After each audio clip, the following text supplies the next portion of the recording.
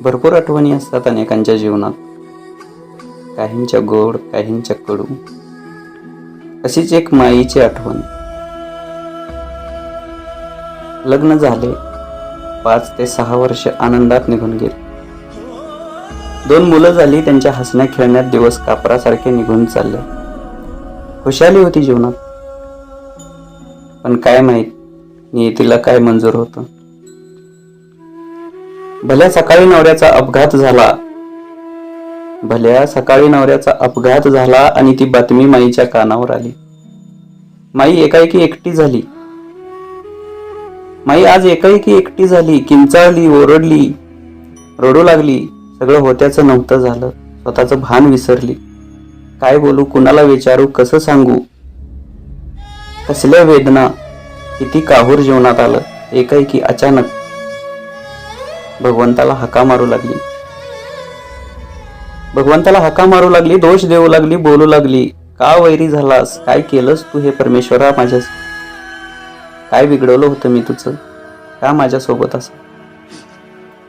तिच्या किंचाळ्या आणि करुण अश्रू पाहून काळ प्रकटला आणि नम्रपणे म्हणाला, माई, मी काळ आहे. जे घडलं ते माझ्या हातात नव्हतं. नियती तेव्हा एखाद्याला कैलासवाशी घेऊन जाते जेव्हा दुसऱ्याला देवपण द्यायचं असतं.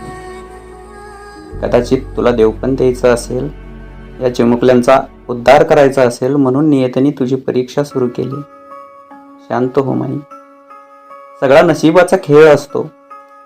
जे लिहिलं ते साक्षात ब्रह्मदेवही बदलू शकत नाही. आपण जेव्हा प्रवासाला जात असतो तेव्हा आपण स्वतः असतो, पण रस्ते तिथंच राहतात. प्रवास संपतो, आपण परत येतो, पण रस्ते आपल्यासोबत येत नाही. जीवन पण असंच आहे माई. प्रवास संपला की रस्ता तिथंच राहणार आहे. फक्त हा देह इथून निघून जाणार माई. म्हणून माफ कर आणि सावर स्वतःला. या दोष कुणाचाच नाही, फक्त प्रवास संपला आहे. आता इथून पुढचा प्रवास तुलाच करायचा आहे. म्हणून या चिमुकल्यांकडे बघ, यांचा आधार हो, यांच्यासोबत जग आणि मला आज्ञा दे माई, मला आज्ञा दे. माईला ही जाणीव झाली. ती शांत झाली आणि काळाला आज्ञा दिली. स्वतःला सावरलं. अश्रू थांबत नव्हतं, पण पुसायला सुरुवात केली. चिमुकल्यांचे डोळे बघितले, चिमुकल्यांचं मन बघितलं, चिमुकल्यांकडे एकदा बघितलं आणि शांत झाली. कदाचित ती विसरणार नाही, पण आठवणीत जगायचं हा तिने भास आणि ध्यास घेतला. शांत एकटक त्या चिमुकल्यांकडे बघत राहिली, स्वतःच्या नशिबाला बोलत. म्हणून म्हणतो, राहणार काहीच नाही. न दुखता आणि न दुःखवता जगा.